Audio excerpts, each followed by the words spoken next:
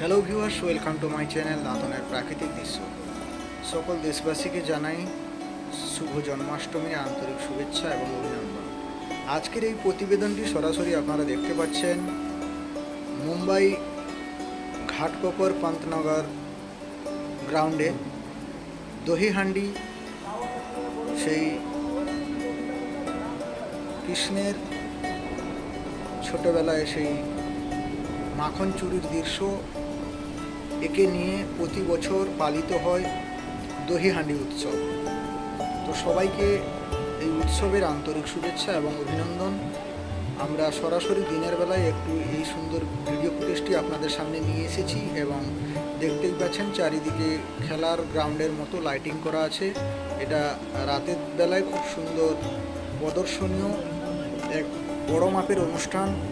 মহারাষ্ট্রের ভিতর এটা ধুমধাম করে পালিত হয়। শুধু ঘাটকোপর পান্তনগর নয়, মহারাষ্ট্রের বিভিন্ন এলাকায় এই দহিহান্ডি উৎসব পালিত হয়।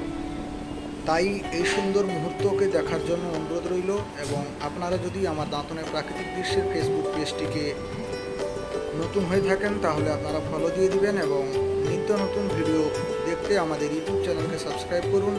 আমাদের ফেসবুকে যে ডিসক্রিপশন রয়েছে সেই ডিসক্রিপশানে আমাদের ইউটিউব চ্যানেলের লিঙ্ক দেওয়া আছে।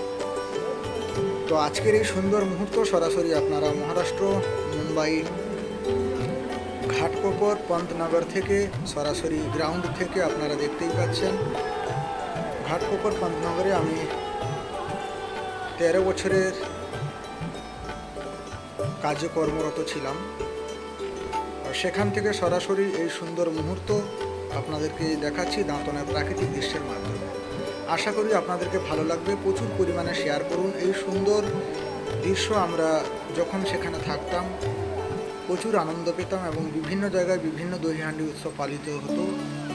এই ক্র্যাঙ্কের মাধ্যমে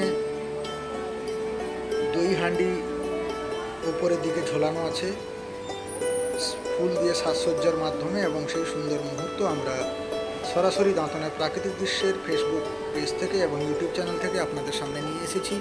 আশা করি আপনাদেরকে ভালো লাগবে।